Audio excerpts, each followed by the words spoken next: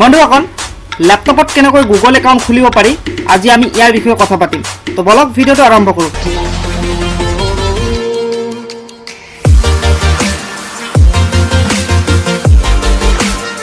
Friend ভিডিওটো ভাল লাগিলে লাইক কৰিব আৰু এনেকুৱা ধৰণৰ টেকনিক্যাল ভিডিওসমূহ আপোনাৰ বাবে যদি প্ৰয়োজন তেতিয়া হলে চেনেলটো সাবস্ক্ৰাইব কৰিবলৈ নাপাহৰিব আৰু লগতে থকা বেল আইকনটো প্ৰেছ কৰিবলৈ নাপাহৰিব কিয়নো যেতিয়া আমি ভিডিও আপলোড কৰোঁ প্ৰথমতে আপুনি আমি গুগল ক্ৰমত গলো গুগল সাৰ্চ কৰিম আমি এতিয়া ইয়াতে আমি সাৰ্চ কৰি লিখা থাকিব কাৰেক্ট গুগল একাউণ্ট তো আমি দেন ইয়াতে ক্লিক কৰি দিম ঠিক আছে তাৰ পিছত এনেকুৱা ধৰণৰ চাৰ্ট আহিব আৰু আমি এইটো ফাৰ্ষ্টত যেটো আছে ইয়াতে আমি ক্লিক কৰিম ঠিক আছে ভালকে চাই লব স্টেপ বাই স্টেপ ফলো কৰিব কোনো প্ৰবলেম নহয়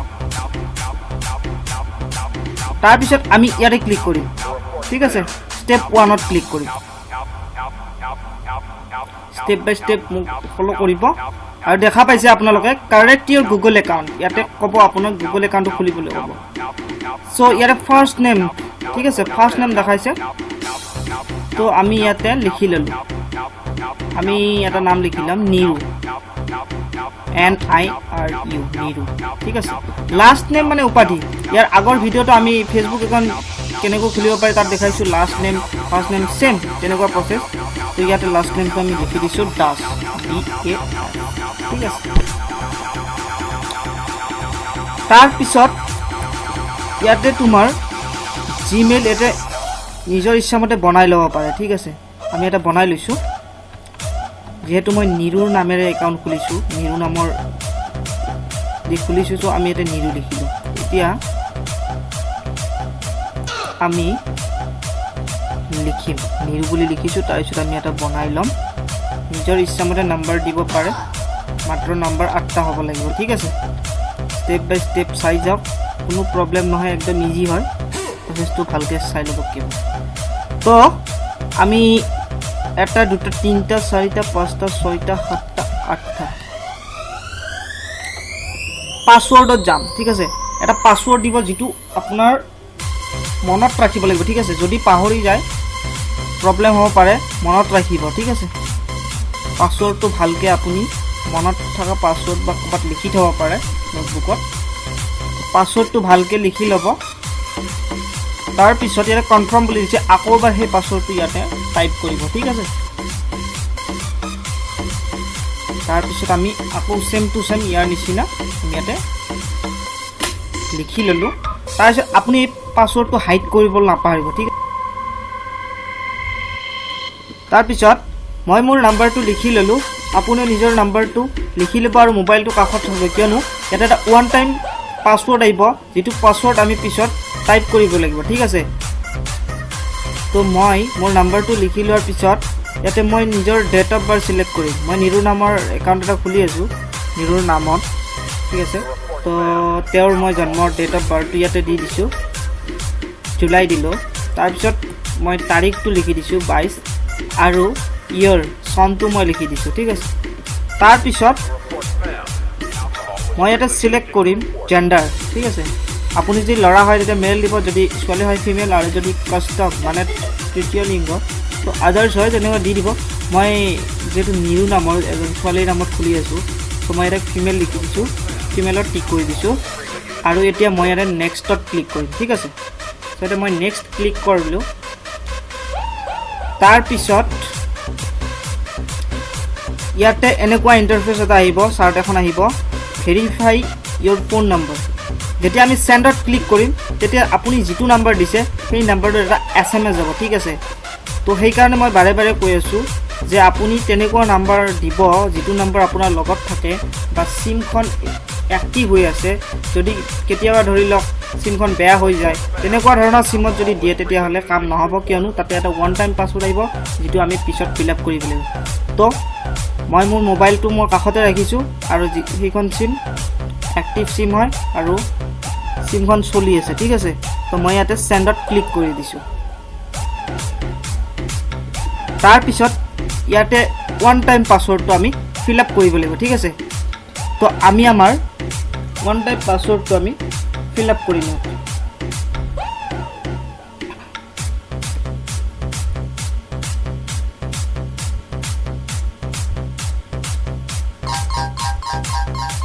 তো অকণমান লেট হৈছে, মোৰ SMS-টো অকণমান লেট হৈছে। তো আপোনাৰো হ'ব পাৰে অকণমান মেছেজটো আহোঁতে অকণমান লেট হ'ব পাৰে, অলপ দেৰি হ'ব পাৰে। তো অলপমান ৱেইট কৰিব, ঠিক আছে, অকণমান ৰখি দিব। আৰু যেতিয়া SMS-টো আহে তাৰপিছত চাই কিনে আপুনি ইয়াতে লিখি দিব, ঠিক আছে। এতিয়া অলপমান ৰখিলে কোনো প্ৰব্লেম নহয়, কেৱল আপুনি OTP-টো শুদ্ধভাৱে লিখি দিব ইয়াতে, ঠিক আছে। তো আশা কৰোঁ বুজি পাইছে। তো মই OTP-টো ইয়াতে টাইপ কৰিলোঁ, 6টা সংখ্যাৰ OTP আহিব, ঠিক আছে। OTP-টো লিখাৰ পিছত ইয়াতে ভেৰিফাই বুলি টিক কৰিব, ঠিক আছে। তো মই কৰি দিছোঁ। তো ইয়াতে যেতিয়া ভেৰিফাই কৰিছে ইয়াতে এনেকুৱা ধৰণৰ এটা ইণ্টাৰফেচ আহিব। তাৰপিছত আমি ইয়াতে সন্মত দিব লাগিব, ঠিক আছে। য়েছ আই এম ইন, হয় ময়ে হয়। তো ইয়াতে আমি টিক কৰিব লাগিব, ঠিক আছে। তাৰপিছত এনেকুৱা ধৰণৰ ইণ্টাৰফেচ আহিব আৰু য'ত কেনচেল, যদি আপুনি নুখোলে তেতিয়া কেনচেল কৰিব পাৰে, আৰু যদি আপুনি খোলে তেতিয়াহ'লে আই এগ্ৰি বুলি দিব লাগিব, ঠিক আছে। কিছুমান টাৰ্মছ এণ্ড কণ্ডিশ্যন থাকে গুগলৰ। তো ইয়াতে সন্মত বুলি কৈ সন্মতি হয় বুলি আই এগ্ৰি টিক কৰিব, ঠিক আছে। চ' মই ইয়াতে আই এগ্ৰি বুলি টিক কৰিলোঁ।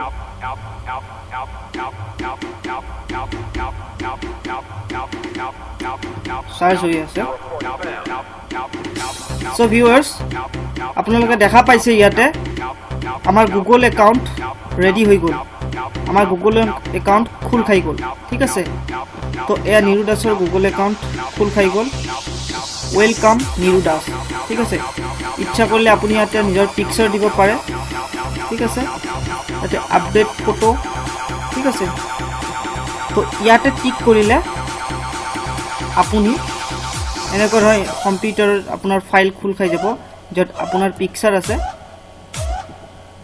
তেনেকুৱা ধৰণৰ পিকচাৰ আপুনি বাছি ল'ব, নিজৰ পিকচাৰ দিব পাৰে, আপোনাৰ পচন্দৰ কিবা লগো আছে যদি দিব পাৰে।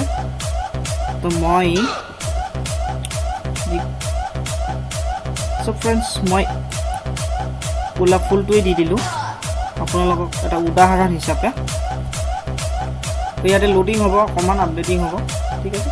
চাইজটো আপুনি চইচ কৰি ল'ব, সৰু ডাঙৰ কৰিব পাৰে, ঠিক আছে। তাৰপিছত ইয়াতে টিক কৰি দিব।